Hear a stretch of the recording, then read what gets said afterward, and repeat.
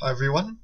The game of Android Netrunner has a rather steep learning curve, not only because does a newbie have to learn the effects of every single card in the game to be prepared for it. They also need to know when the Corp is able to execute certain combos and do certain stuff that is undesirable for the runner. So I hope that with this video you will be able to better prepare yourself for common combos out there that can easily kill the runner or set them so far back that the game becomes very difficult for the runner to win.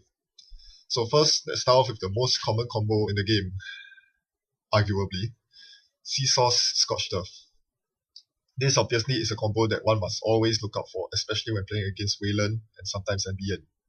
Because it can be executed solely within the corpse, a single turn of the corp, runner must always keep afloat on credits in order to avoid being sea-scorched down. Here's an easy rule of thumb to remember when you are playing against a Wayland deck. As long as you're at a 3 credit deficit or more against the corp, be prepared to eat this combo. Also remember that because this combo can be executed within just 2 actions, 2 clicks, and that the corp has 3 clicks, they can be at a 2 credit deficit and then play click for credit and then execute this combo. Or they could also beanstalk up, hedge fund up, and then execute this combo. So this combo is relatively easy to pull off for a Wayland deck. So as a runner, you should always maintain a hand size of at least 4, because this combo is quite hard to avoid. What you should prepare for as the runner is this combo, Sea Scotch Scotch. This is a game-winning combo as long as the runner does not have any plus crits or tag avoiding measures out. As a runner, to avoid this, you need at least a 6 credit. If you have a 6 credit deficit or more as a runner, be prepared to suffer the consequences of Sea Scotch Scotch. Conversely, as a corp, if you are playing a Wayland flatline deck, you need to remember this number, 6. 6, you need to have at least a 6 credit lead over the runner in order to execute this combo. And of course, a minimum of 8 credits, because playing these 3 cards costs 8 credits. Be sure to factor in the runner's link as well. A lot of runners play Andromeda and Kate, both of which have link. You need to add 1 to this figure. So the corp needs at least 7 credit lead against a runner with link. And as a runner, you can afford to be a 6 credit deficit against a corp without suffering this combo. Keep in mind that this combo also requires the entire of the corp's turn to perform. So that's a good thing because for the runner, because it is easier to avoid the combo as long as you stay afloat. As long as you have a 5 credit deficit or less, you're good to go.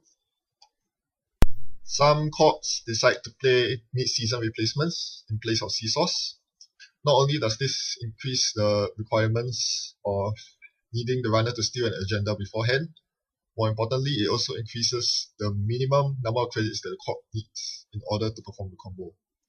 They need a minimum of 11 credits, but however, the lead that they need remains the same, the 6 credit lead. This is because the trace on the tag giving operation is 1 more than the cost of the card. Seesaws costs 2 and gives a trace 3. Mid-seasons is cost 5 and gives a trace 6. So that's why the 6 credit lead is still relevant and is a figure that runners and flatline corps alike should remember. 6 credit lead is required to perform tag and bag, essentially. Now moving on to another mid-damage card besides Scorched Earth, Punitive Counter-Strike. This is relevant when the corp is playing heavy-duty agendas such as cleaners and government contracts. Typically, a runner would steal maybe 3 points worth of agendas in a turn, and that is the opening window for the corp to strike.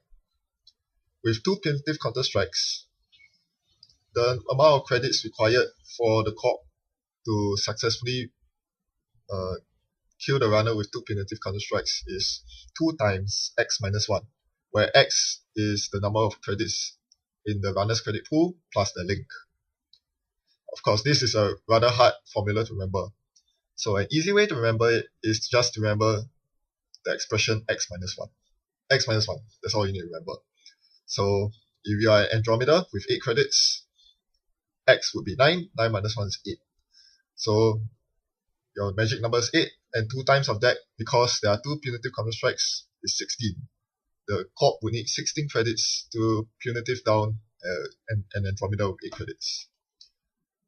If you steal less agenda points or you have a plus crit out and require 3 punitive counter-strikes to kill, the threshold you're looking at is 3 times x minus 1. X minus 1 is still a magic number, and that's why you should remember it. So in the same scenario, an 8 credit Andromeda would require 8 times 3, 24 credits to kill, with 3 punitives. This is a very useful rule of thumb to remember when you have seen punitive counter-strike by accessing the Corp's R&D and HQ, and you have just got and you are considering scoring agendas from the Corp. Make sure that you have enough credits to survive the onslaught of punitive counter-strikes before going for the agendas. Otherwise, it would be a very silly way to lose the game. So to sum up, when playing against Wayland, and to a lesser extent NBN, which splashes Scorch, the most important thing that you can do to save yourself is to maintain at least 4 cards in your hand. Once you do that, the Corp is not able to easily kill you, because Sea Scorch is a very, very easy combo to pull off. So as long as you maintain at least 4 cards, you're pretty much set, and having a plus crit out is even better defense against these combos. Now, let's say you don't have a plus crit out yet, it's early game, and you're about to score an agenda. How do you know if you're safe or not? Well, if you're at a 6 credit deficit or more, you're looking for trouble. This is why runner economy is very important. Additionally, if you just do a 3-pointer, the magic formula, remember, is x minus 1. Or the other way you can do it as the runner is to double your credits.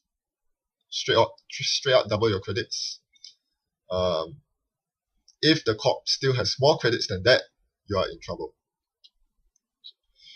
That is just a general rule of thumb, but it's an easy way to remember or memorize if you are within flatlining range or not.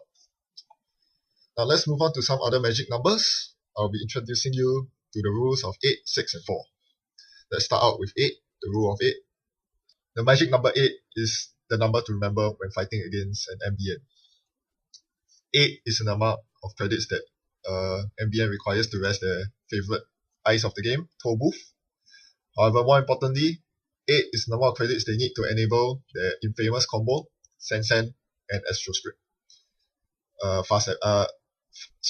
Straight advance, straight away scoring from hand.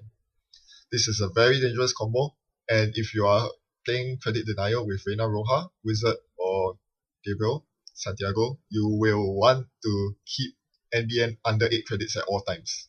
The moment they exceed 8 credits and have a Sensen on board, you are looking at a game that's going to end very fast.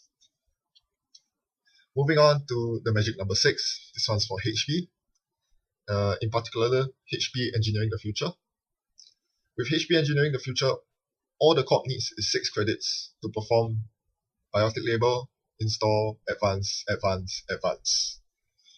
This combo normally costs 7 credits to perform, but with HP's innate ability, it only costs 6. Yes, 6 credits is very hard to keep the Corp below 6 credits. So this combo is a little hard to avoid. But thankfully, HP is not able to snowball out of control with a rare Sensen or an Astro Script token like NBN. So this is less of a worry. Now finally, we move on to the magic number 4, and this is more generically applied to all Corps. The magic number 4 describes the threshold at which the Corp can start trashing your programs with ice. This is something to look out for, especially for newbie players who are unaware of the ability of the strength of program trashing. You don't want to run naked with a Magnum Opus or a Sneak Door Beta or a Medium into any of these ice. And a good way to know when you are in danger zone is when the Corp has 4 credits or more. Roto Turret is a very common splash, especially since it only costs 1 influence, and it should be the most important ice that you're looking out for. There is no way to click past it, and it is the cheapest of all the destroyer ice in the game. Now there's an exception, and that is Swordsman, but Swordsman is not able to trash all these programs that I mentioned above. Only Knights and Upman if you're using it. Now there's one more piece of program trashing ice that costs 0 to rest. Yup, it's Bird Bugs. However, if you really do run into Bird Bugs and get your Magnum Opus trashed as a result, please stand up, shake your opponent's hand, and give them credit for having the guts to run such a terrible card. They deserve their reward, which is to trash your program. They totally deserve it if they are using this piece of ice. So that's all I have. I hope I've given you some insight into the magic numbers that surround the world of Netrunner. Netrunner is a game where maintaining a poker face is very important. You don't want to be sitting at the match table having to count up your opponent's credits, count up your credits, and do the math for 5 minutes while your opponent sits there and wonders what's going on. Chances are you'll be giving away your plans that way if you do not have these formulas at hand. So, especially if you're playing a Wayland flatline deck, do yourself a favor, memorize these critical thresholds at which you can enable a flatline instead of calculating every single turn, which would not only waste your time but give away your strategic plans. Thanks for watching. Goodbye.